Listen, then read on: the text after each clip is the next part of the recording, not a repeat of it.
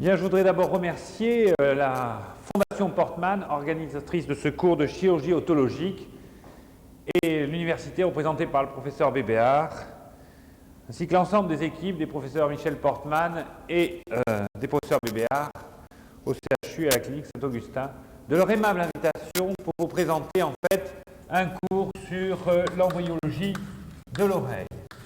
En fait, faire l'embryologie de l'oreille, et en particulier, puisque c'est votre sujet d'aujourd'hui, l'embryologie de l'oreille moyenne, c'est vous donner des notions de global. Nous commencerons en fait par une présentation générale qui va bien vous expliquer en fait le système général de construction des différentes oreilles. En fait, le système est construit de la manière suivante. La première oreille, celle que nous étudierons en dernier, parce que embryologiquement, elle est d'apparition plus tardive, c'est effectivement l'oreille externe, et nous verrons qu'elle correspond à une transmission aérienne du son. Puis nous construirons ensuite ce qu'on appellera ensemble, de façon bien sûr très schématique ici représentée, l'oreille moyenne. L'oreille moyenne avec, vous le savez déjà, souvent dans la partie postérieure, dans ce qu'on appelle le nasopharynx, au fond des fosses nasales, la trompe d'Eustache, la caisse du tympan et l'entremastoïdien, qui formeront ensemble ce qu'on appellera l'oreille moyenne avec la chaîne des osselets Louis et qui sera en fait la transmission mécanique des vibrations sonores. Et nous conclurons sur la dernière oreille, celle qui paradoxalement, embryologiquement est d'apparition la plus récente, qui sera bien évidemment l'oreille interne avec son appareil statoacoustique. Enfin, cette oreille interne sera effectivement l'apparition de la transmission liquidienne de la vibration sonore, voire de l'équilibre. Et enfin, nous conclurons cet exposé par le trajet, en fait, vous vous en doutez bien, du nerf facial tant au niveau de son genou qu'au niveau de son coude, à l'intérieur même de l'embryologie de cette oreille. En fait, il faut bien retenir là que vous avez à l'intérieur de cette oreille moyenne une construction des osselets, les osselets de l'ouïe, que ce soit bien sûr la partie du marteau maléaire, que ce soit l'enclume ou l'étrier en regard de la fenêtre ovale. Il faut un équilibre de part et d'autre de cette membrane tympanique et cet équilibre aérien est apporté par l'ouverture de la trompe d'Eustache au fond des fosses nasales. Et nous verrons d'ailleurs, si par exemple on imaginait sur un schéma simple l'ouverture de cette trompe d'Eustache, eh bien nous serions capables là de construire en fait une vision un peu embryologique de cette construction auriculaire pour dire à quel point il est vrai qu'il existe une relation tout à fait parfaite et compétente entre le fond des fosses nasales, c'est-à-dire entre la partie de l'oreille moyenne que l'on appelle la trompe d'Eustache, qui embryologiquement va se développer vers la partie postérieure à la rencontre en fait du conduit auditif externe, et le croisement de la trompe d'Eustache et du conduit auditif externe aboutira à mettre en relation effectivement par le tympan un équilibre des pressions.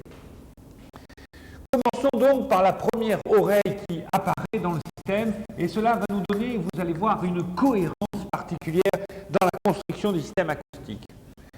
En fait, pour comprendre l'embryologie de l'oreille, il faut construire un embryon ambulatéral de 3 semaines, avec ici le bourgeon nasal externe, le bourgeon nasal interne, et la première placode olfactive, qui est très importante, puis entre le bourgeon nasal externe et le bourgeon maxillaire, qui, avec le bourgeon mandibulaire, réaliseront ensemble le premier arc bronchial, ici, pour mettre en évidence ce qu'on appellera la placode optique. Et bien sûr, entre le premier arc et le deuxième arc, tout au bout, là-haut, très haut, en regard du système nerveux central, ce qu'on appellera la placode auditive ou la placode otique. On pourrait ajouter ici le troisième, le quatrième, le cinquième, le sixième arc, mettre en place l'ébauche péricardique et enfin le cordon ombilical et l'extrémité embryonnaire. À la 3e semaine, c'est une ébauche simple des membres qui apparaît, membres supérieurs ou thoraciques et membres pelviens. On peut imaginer en regard et en transparence en dessous le développement du système nerveux central avec les vésicules cérébrales antérieures et postérieures, qui vont bien sûr se terminer ici, au niveau de l'ébauche de la fin du tube neural, qui est la moelle épinière. C'est pas tant ce tube neural qui va ici nous intéresser, que surtout le fait que les masses ganglionnaires des crêtes neurales, on va en reparler, vont se développer ici pour aboutir à des ganglions dits prosencéphaliques, ganglions prosencéphaliques qui vont jouer un grand rôle. Et ici, on a déjà l'ébauche ganglionnaire du 7 et du 8 qui sont les deux nerfs de référence de la construction de l'oreille. Sur cet embryon, on peut mettre en place aussi, et on va voir à quel point c'est important, les cartilages d'ébauche du maxillaire, bien sûr les cartilages d'ébauche de la mandibule qu'on appellera le cartilage de Meckel, et dans le deuxième arc, le cartilage qui donnera l'osioïde et aussi l'apophyse styloïde, qui est ce qu'on appelle le cartilage de Reichert. On conclura bien sûr par l'installation du système nerveux, et vous savez très bien que le ganglion prosencéphalique le plus antérieur sera en fait l'ébauche du 5 par le ganglion de Gasser, à l'origine des trois nerfs issus du 5 que sont le 5-2 et le 5-1 et surtout bien sûr, on le verra, le 5-3. Pour comprendre ce que c'est que l'embryologie de l'oreille interne, il faut développer l'idée même de ce qu'on appelle la plaque olfactive. Et lorsque l'on fait une coupe embryonnaire comme ceci, on s'aperçoit que sur la partie pariétale de l'embryon, très très en haut, existe une plaque olfactive qui va très vite s'invaginer en une cupule olfactive qui d'ailleurs épaissit sa paroi. Et cette cupule optique, cette culture optique va se creuser progressivement en une sorte de vésicule optique, cette vésicule optique devenant progressivement totalement indépendante et réalisant là même une cavité à l'intérieur du système nerveux.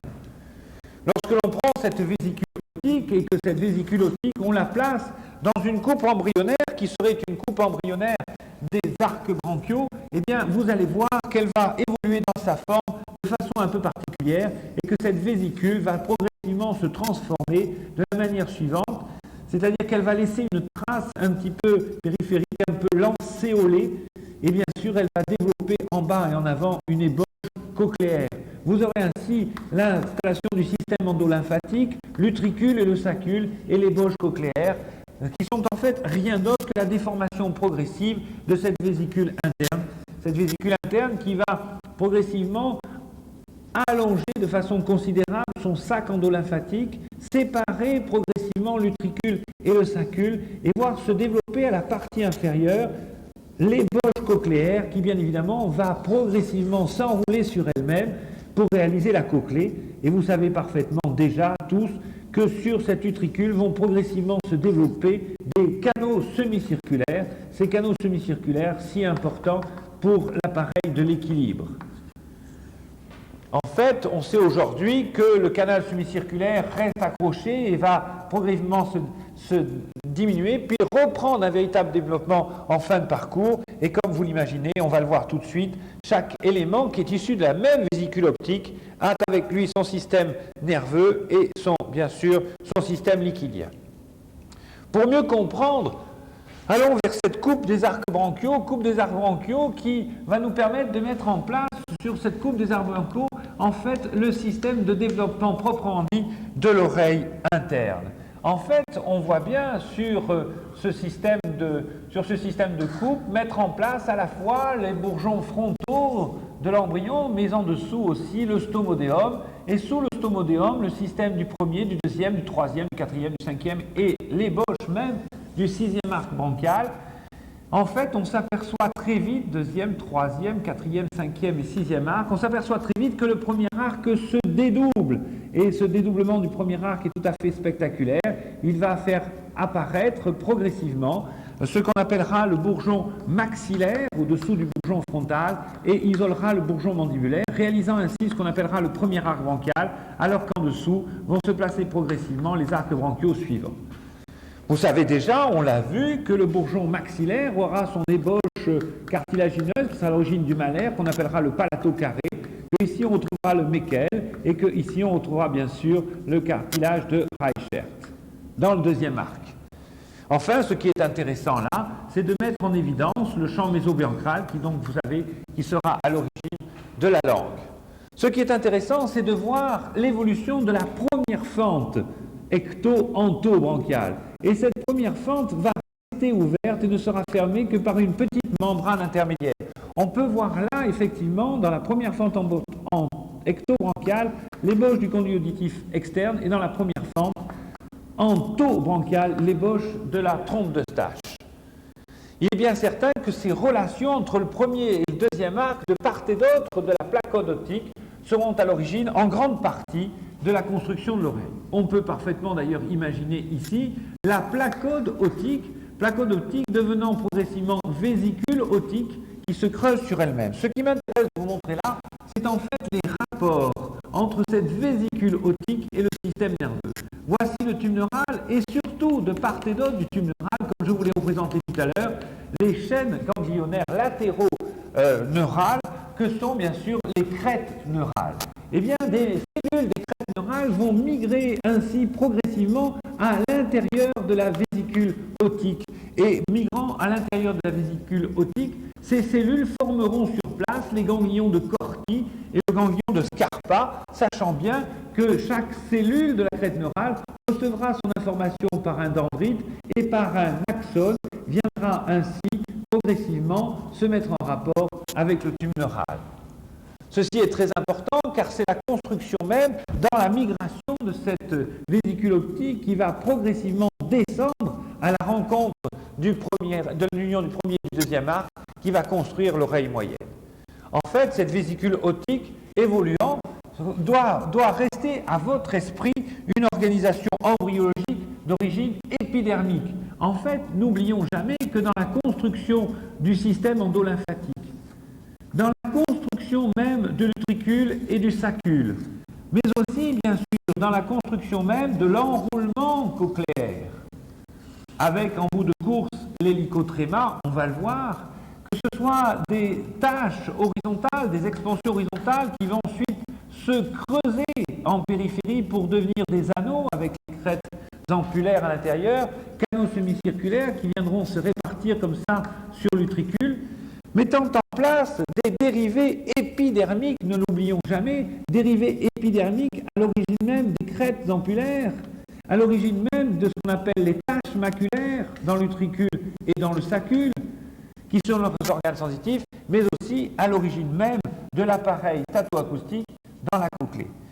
Ce qui fait que si, par exemple, on schématise un canal semi-circulaire vu en coupe, eh bien, on mettra bien en évidence dans ce canal semi-circulaire ce qu'on appellera l'ampoule du canal semi-circulaire, ampoule du canal semi-circulaire qui s'ouvrira dans le sacule et dans lequel, sur une membrane basale, viendra se poser un paquet de cellules ciliées, dont les cils seront pris plus ou moins dans une sorte de gelée particulière, et cette gelée particulière sera sensible au mouvement liquidien entrant et sortant dans la recherche ainsi d'une sensation vestibulaire qui sera liée à une accélération circulaire de la tête. Vous savez que les canaux semi-circulaires occupent les trois directions de l'espace et bien évidemment apporteront des informations sensitives. Sensorielles, de l'équilibre. C'est bien différent, bien sûr, de ce qu'on appelle la macula, que ce soit la macula utriculaire ou la macula saculaire. Macula utriculaire qui aura la même conception avec cependant ici apparition au milieu de ces cellules porteuses de cils, vibratiles comme ceci, orientées dans les deux directions de l'espace, c'est-à-dire lorsque vous avez la tête couchée sur le dos et lorsque vous êtes debout sur vos jambes, tout ceci étant noyé bien évidemment dans une sorte de gelée particulière sur laquelle sont posés des petits otolithes dont on dit que certains sont magnétisables, c'est-à-dire responsables de la migration, par exemple, des oiseaux migrateurs, et dont d'autres sont calciques et ont un certain poids et viennent intervenir ici non plus dans l'orientation comme dans l'utricule, mais dans la gestion de la pesanteur comme dans le sacule.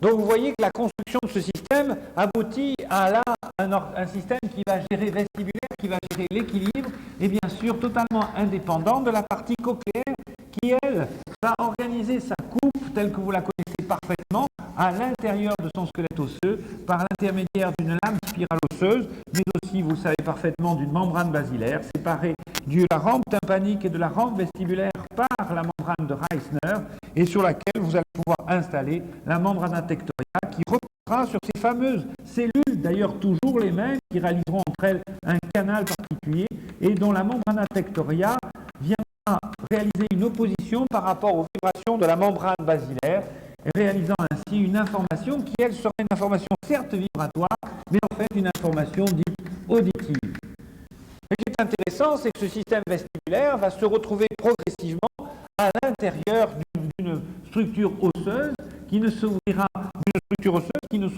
que dans sa partie supérieure, sous la dure mère, chaque élément étant intégré dans cette structure osseuse rigide. C'est ce qu'on appellera ainsi le labyrinthe membraneux, séparé complètement ainsi ici du labyrinthe osseux par condensation de l'os du rocher. Passons maintenant bien sûr à l'embryologie de l'oreille moyenne. L'embryologie de l'oreille moyenne peut être schématisée de la manière suivante. En fait, l'embryologie de l'oreille moyenne, c'est l'embryologie du tympan et de la chaîne des osselets Louis.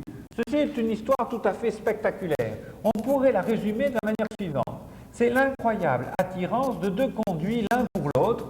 Un conduit issu de la première fente ectobranchiale qui est en fait à peine percé, rempli de cellules. Et ce bouchon cellulaire de ce conduit auditif externe, première fente ectobranchiale, est en fait un bourgeon qui va progressivement se creuser et se creusant par mort cellulaire programmée, par apoptose de ces cellules qui l'envahissent.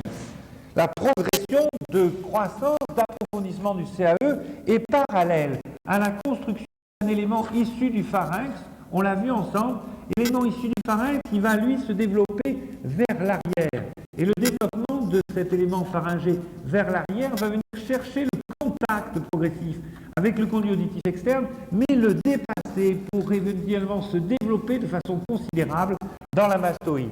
Ainsi, c'est l'invagination de la muqueuse pharyngée dans ce qu'on appelle la première fente entobranchiale, qui elle aussi va se creuser par mort cellulaire programmée pour venir réaliser ainsi ce qu'on appellera la trompe de Stage. Trompe de Stage qui va se dilater en regard du conduit auditif externe de façon considérable par rapport à la caisse du tympan pour finir bien sûr en cellules mastoïdiennes tout à fait particulières. Ce qui est intéressant, c'est que le creusement progressif par mort cellulaire programmée à l'origine de ces vides va bien sûr croiser les éléments mésoblastiques intermédiaires. En effet, on peut imaginer parfaitement qu'au départ, les deux éléments ne se touchent pas et qu'entre ces deux éléments qui viennent à la rencontre l'un de l'autre se retrouvent interposés là, et c'est bien ça qui est tout à fait amusant et spectaculaire, des résidus cartilagineux très particuliers que sont successivement le marteau, bien sûr, l'enclume et l'étrier. En fait, le malleus, bien sûr, l'enclume et le stapes. Ce n'est pas l'enclume qui reste un problème non élucidé aujourd'hui, donc beaucoup pensent que c'est un résidu du maxillaire, c'est-à-dire du palato carré, que surtout le marteau et l'étrier. Le marteau n'est rien d'autre qu'un résidu du premier arc bronchial. Et ceci est amusant d'imaginer même que en fait c'est l'appareil masticateur qui va construire progressivement dans le visage le système auditif. En effet, si vous prenez ici le résidu de Meckel, eh bien c'est l'extrémité du Meckel ici qui sera à l'origine du marteau. Le marteau sera un élément issu donc du Meckel, donc du premier arc bronchial, ce qui expliquera d'ailleurs que le muscle du marteau soit innervé par le nerf masticateur 5.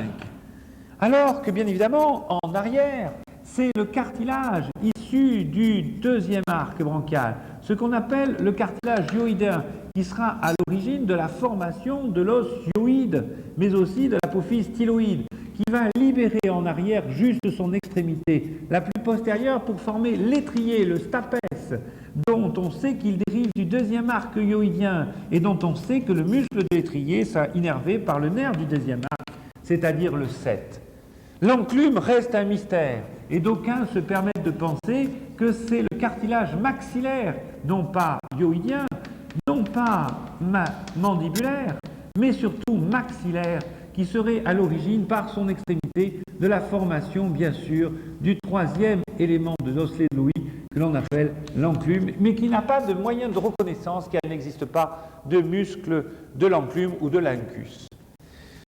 Eh bien, ce qui est certain, c'est que ce marteau va se retrouver ainsi sur son ossification progressive, inclus tout doucement dans la membrane tympanique. Et c'est conclusion de ce marteau, d'abord très allongé, avec sa tête et son manche, qui va isoler la partie véritablement cutanée du tympan de la partie véritablement muqueuse du tympan, avec ses récessus, ses plis maléaires, faisant que le tympan est effectivement un élément à 3 feuillets, et que les 3 feuillets du tympan sont bien sûr un feuillet épiblastique, un feuillet mésoblastique qui se transformait, qui est habité par le marteau, et un feuillet antoblastique muqueux. Il est donc faux de dire, comme vous le lisez souvent, que le tympan est une structure à seulement 2 feuillets.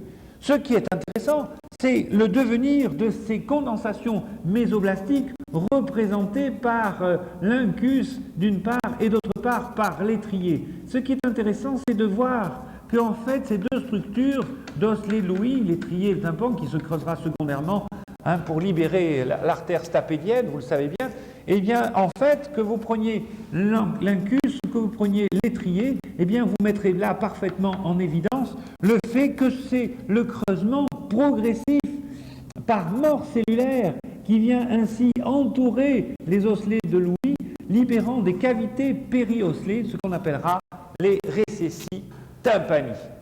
Et en fait, au bout du compte, le CAE sera complètement évidé de toutes ces cellules. Le première fente antobranchiale, le tube, vous savez, tubo-tympanique de colicaire, sera complètement vidé, se terminant dans l'antre mastoïdien, qu'à ce moment-là, les osselets apparaîtront apparemment libres dans la cavité, en regard, bien évidemment, de la fenêtre ovale, de ce qu'on appellera l'appareil, bien sûr, cochléaire, mais aussi ici, l'appareil utriculaire saculaire, avec l'ensemble de ces canaux semi-circulaires, ceci étant représenté de façon très schématique. Voilà cette construction particulière de l'oreille moyenne, en concluant sur une notion intéressante ou amusante, c'est que le marteau aura son propre système musculaire, le muscle du marteau innervé par le 5, et que l'étrier, lui, aura, à partir de l'aditus ad antrum, son propre système musculaire, le muscle de l'étrier. Le muscle du marteau sera tenseur du tympan et donc il affinera les perceptions auditives, alors que le muscle de l'étrier sera protecteur de la fenêtre ovale et donc fait là pour protéger contre des sons trop importants. Regardez bien, et en résumé, cette notion simple de l'incroyable rencontre de deux tubes qui foncent l'un vers l'autre et qui inclut à l'intérieur une chaîne ossiculaire faite de résidus de l'appareil masticateur. N'oubliez pas non plus qu'en regard de cette chaîne vient là arriver le résidu d'oreille interne qui vient de migrer de sa partie supérieure et qui va se retrouver là. Bien sûr, ceci est régulé entièrement par un système nerveux issu du 7 et du 8 qui sont les deux nerfs crâniens de référence de la construction du système statoacoustique. Voici pour l'oreille moyenne, et l'oreille moyenne étant terminée, étant construite, nous allons pouvoir passer maintenant à la construction de l'oreille externe. L'oreille externe est la dernière, tout ça se gère entre la 3e et la 10e semaine, et la dernière à se construire. Il est bien évident que l'oreille externe est un élément intéressant sur le plan embryonnaire, je vous l'ai dit, parce que si vous schématisez, on va essayer de le refaire en entier pour que vous ne soyez pas complètement perdu, avec la placode olfactive l'embryon, puis avec sa placode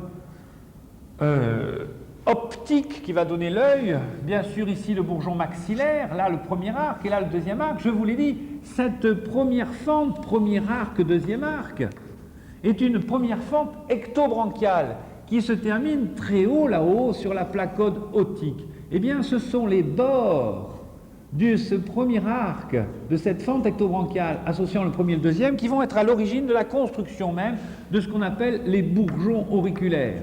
1, 2, 3, 4, 5, 6, 3 d'un côté, 3 de l'autre. Et lorsque l'on regarde l'évolution de ces bourgeons entre ce système à deux arcs, eh bien on s'aperçoit que ces bourgeons vont être à l'origine d'une sorte de compétition premier arc, deuxième arc. Certains disent que c'est le deuxième arc qui vient recouvrir le premier, d'autres disent que c'est le premier arc qui vient recouvrir le deuxième.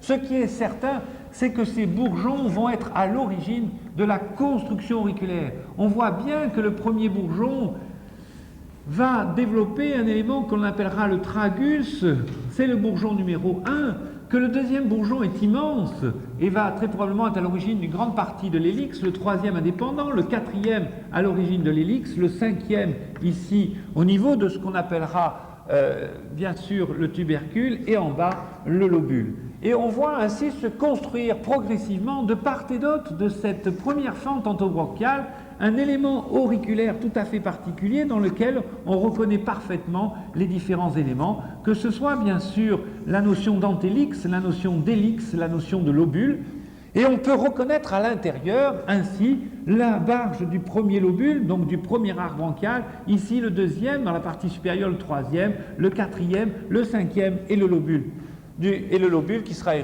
à l'origine du sixième bourgeon. Ceci est la théorie de His, c'est la théorie de classique. Il y a des théories différentes de Guyot, de Streeter, qui sont des théories qui disent que c'est essentiellement les trois bourgeons du deuxième arc qui viennent recouvrir les premiers, ou ce sont les trois premiers bourgeons qui viennent recouvrir le deuxième. Tout ça sont des discussions qui n'ont pas de sens. En tout cas, ceci est à l'origine de ce qu'on appelle les syndromes du premier arc, ce qu'on appelle les syndromes automandibulaires. Et vous pouvez très bien, ainsi, par un défaut de croissance embryonnaire, découvrir un enfant avec une asymétrie faciale. Et cet enfant avec cette asymétrie faciale sera un enfant tout à fait particulier, car il présentera bien sûr une petite mandibule un petit peu rétrognate et surtout, quelquefois, même très souvent, une absence de pavillon de l'oreille avec un simple résidu lobulaire cartilagineux quand on sait qu'à l'intérieur, il n'y a pas d'oreille moyenne et qu'il s'y associe en règle générale une surdité.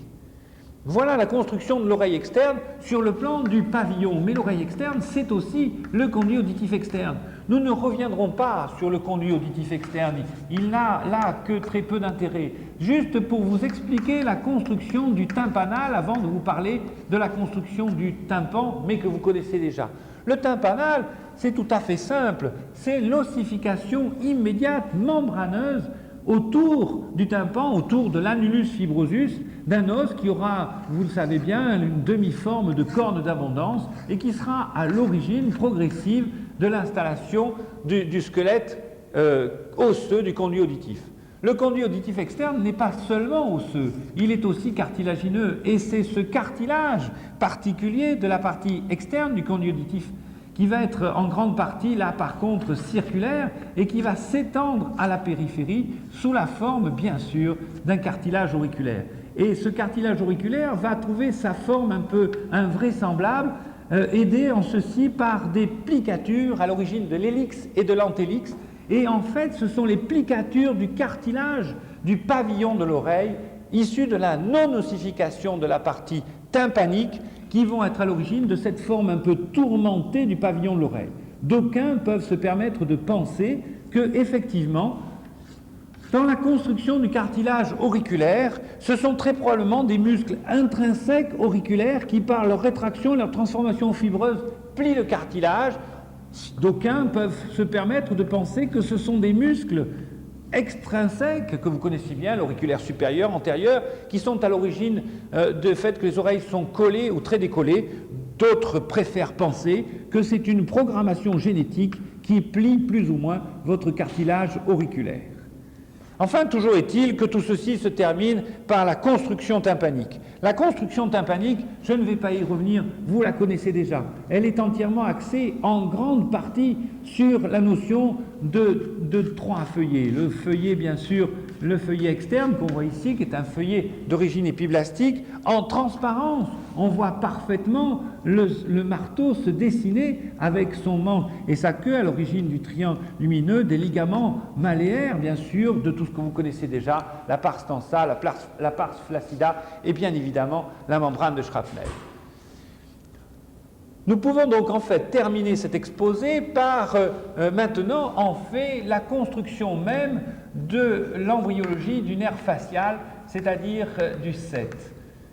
On pourrait dire un mot aussi du nerf statoacoustique qui est le nerf 8. Le 7 est accompagné d'un satellite, vous le savez, qui est le 7 bis ou nerf intermédiaire de Vriesberg et qui n'est que le dédoublement sensitivo-sensoriel du nerf facial. Ce qui est intéressant dans la construction du 7, c'est la construction de la capsule otique, c'est-à-dire en fait la construction progressive de la base du crâne.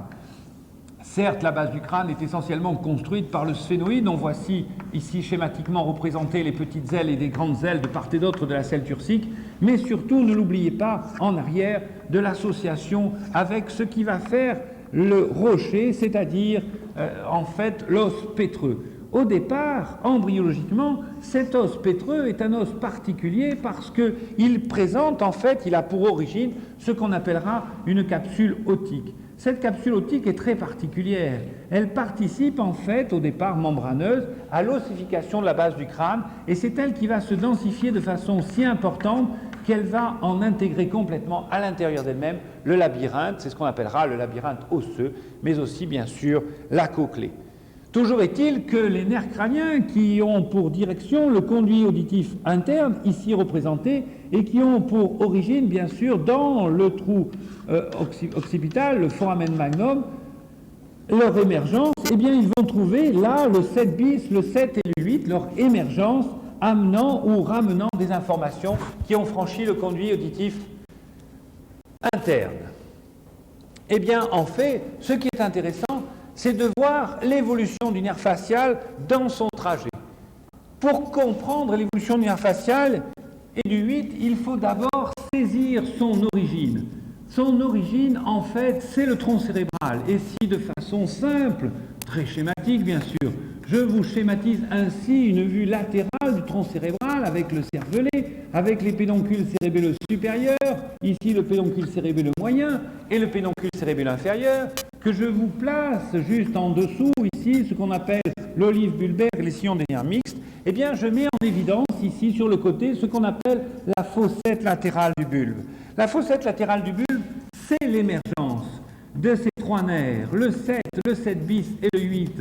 Le 7 bis et le 8 émergent au niveau de la fossette latérale du bulbe, qui a d'ailleurs son artère, qui peut être lésée à l'origine de troubles de ce paquet de nerfs crâniens.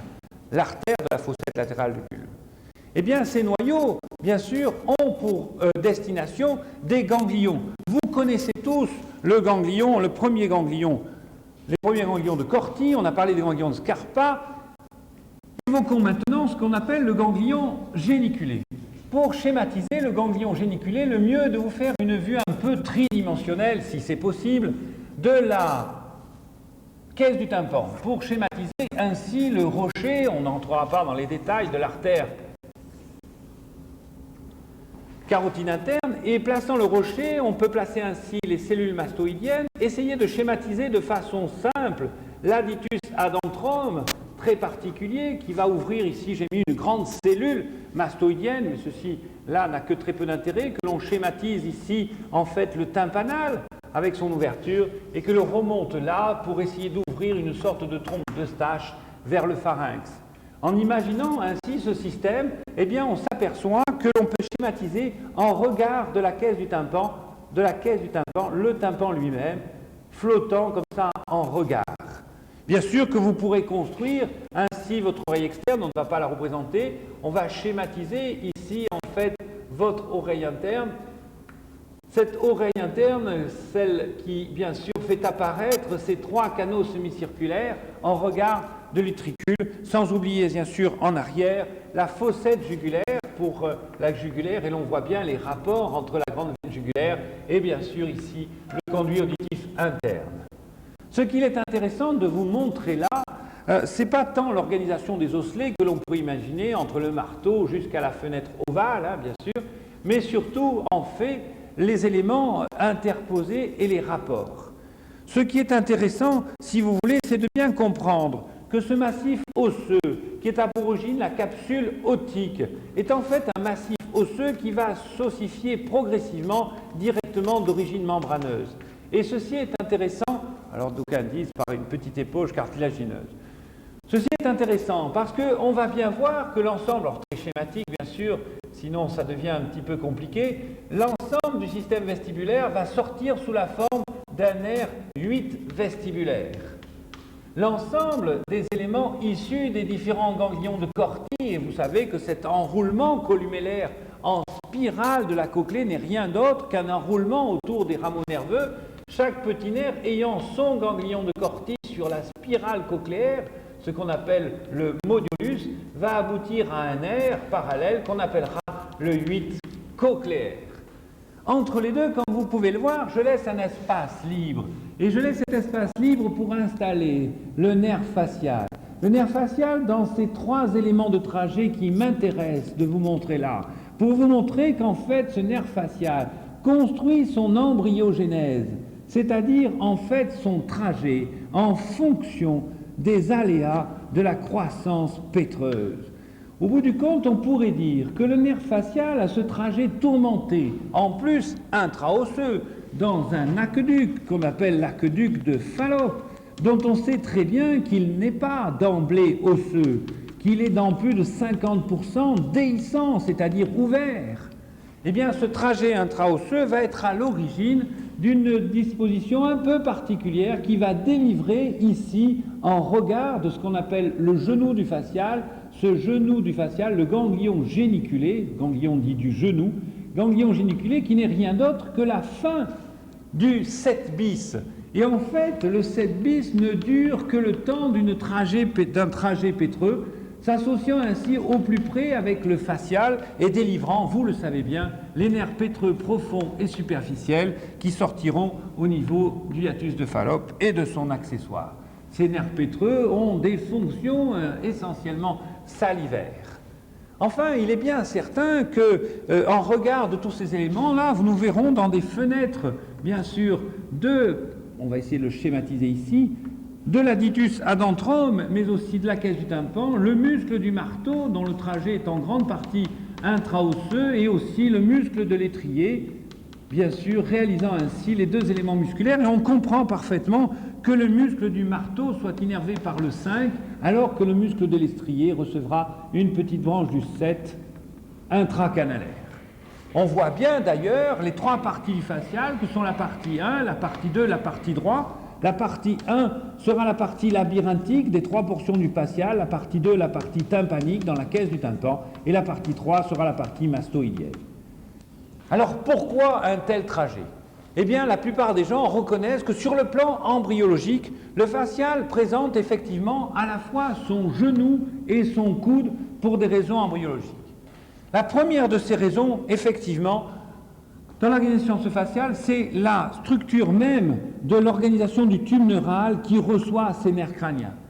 Il est bien certain qu'il existe d'emblée une angulation, que le conduit auditif est orienté en fait en dedans et en avant, et qu'il existe une sorte de rattrapage d'axe au niveau du conduit auditif interne, qui fait juste la largeur, qui laisse passer, vous le savez bien, tout aussi bien, l'artère auditive interne, qui est l'artère, en fait, de la vascularisation de ce système embryologique très important. Pourquoi le facial, qui ayant fait son coude dans le conduit auditif externe, est un nerf qui va ensuite, en fait, se couder? Eh bien, la plupart des auteurs sont d'accord pour dire que ceci est une organisation de croissance du système labyrinthique, c'est-à-dire vestibulo-cochléaire, et qu'en fait, le facial vient là se couder vers le bas parce qu'il a été soulevé par le système cochléo-vestibulaire. En fait, pourquoi repart-il en arrière et en bas? Eh bien, la plupart des auteurs sont d'accord pour dire que c'est la croissance, la poussée tympanique du tube de Kolliker qui repousse le facial. Et enfin, pourquoi le facial reprend cette direction? Eh bien, parce que la croissance du tympanal, cet os qui va déterminer ainsi autour du conduit auditif interne, autour du conduit auditif externe, l'annulus fibrosus, et qui porte l'apophyse styloïde, parce que le tympanal va le reporter en arrière de l'apophyse styloïde au niveau du trou stylomastoïdien. Eh bien, vous voyez, la construction de ce nerf facial est si importante à connaître. Le nerf facial, en fait, est un nerf qui est uniquement moteur pour, vous le savez, certains muscles profonds, le digastrique, le styloïdien, pour le muscle d'étrier. C'est un nerf sensoriel ou sensitif pour sa partie proprement dite intermédiaire de Vrisberg.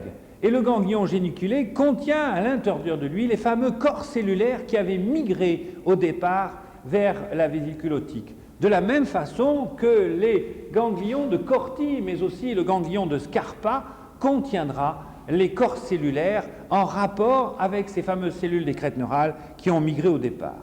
On peut donc dire, en fait, que tout syndrome d'anomalie, de construction de l'embryologie, de l'oreille moyenne, mais aussi, vous l'avez vu, surtout de l'oreille interne et bien sûr de l'oreille externe seront ce que l'on appelle des neurocristopathies. C'est en fait des anomalies de la migration de ces fameuses cellules neuroectoblastiques issues des crêtes neurales. Nous conclurons en fait de façon simple pour vous dire que, en fait, on serait heureux que vous appréciez ainsi les notions phylogénétiques de la construction de ces systèmes auriculaires. Pour vous dire, eh bien, retrouvons ensemble dans l'évolution des êtres humains cette construction progressive, aéro-mécano-liquidienne. Les premiers animaux étaient des animaux qui vivaient dans un milieu liquide, les océans. Et il en reste aujourd'hui les véritables poissons. Par exemple, le requin, des poissons cartilagineux. Effectivement, ces poissons ont en fait la fenêtre ovale directement à la peau. Et on ne peut pas dire réellement qu'un poisson entend, si vous voulez, des sons, mais il perçoit des vibrations sonores, entre guillemets, ou plutôt des vibrations liquidiennes par un système qui n'est pas encore acoustique. Dans l'évolution, ce qui suivra, les poissons abandonnés sur la plage car les eaux se sont retirées lors de grandes glaciations donneront ce qu'on appelle dans l'évolution les reptiles et les oiseaux. Les reptiles et les oiseaux sont légèrement différents. Ils ont cet avantage extraordinaire que d'avoir en fait un tympan directement à la peau. Et entre le tympan et l'appareil de l'oreille interne, eh bien, ils auront souvent un seul osselet interposé. Et les oiseaux ont un seul os en forme de trompette qui prend la transmission en fait aérienne, lui donne son côté mécanique pour retrouver le liquidien de l'évolution phylogénétique initiale.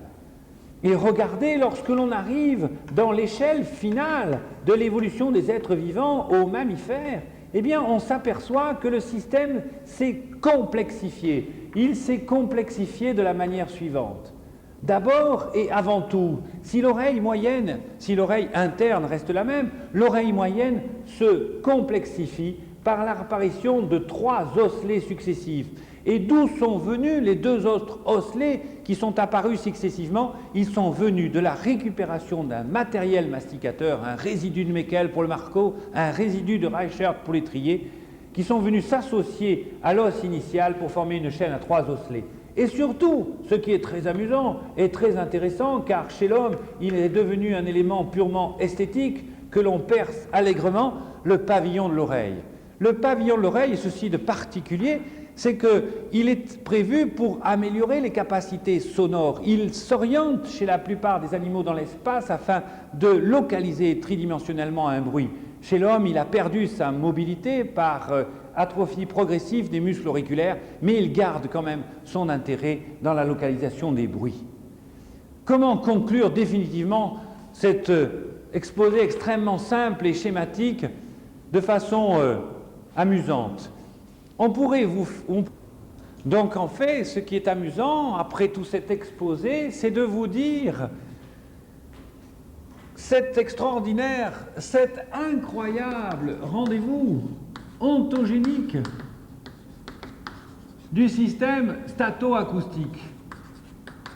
En fait, si on résume tout ce que je viens de vous dire, regardez l'association entre l'invagination de la trompe d'Eustache, l'invagination du conduit auditif externe, qui correspondent en fait à la première poche branchiale, ecto-ento, avec l'intervention et la migration d'une tache épiblastique, c'est de la peau qui va descendre et migrer progressivement, accompagnée en plus de résidus neurologiques issus en fait des crêtes neurales. Et ces crêtes neurales vont migrer avec la placode otique. Regardez l'association de ces résidus masticateurs qui viennent participer à la construction de l'oreille, résidus masticateurs représentés par le premier et le deuxième arc. On a l'impression qu'il existe là une sorte de regroupement, de rendez-vous incroyable centré sur ce conduit auditif externe. Rendez-vous de dérivés à la fois épidermiques, de dérivés neurologiques, de dérivés cartilagineux, franchement masticateurs. Comment conclure définitivement? Eh bien, nous pourrions conclure un petit peu provocateur en disant que la collaboration maxillofaciale ORL est la totale et que fort heureusement, dans l'évolution, sans appareil masticateur, nous n'aurions jamais pu développer l'ORL. Je vous remercie.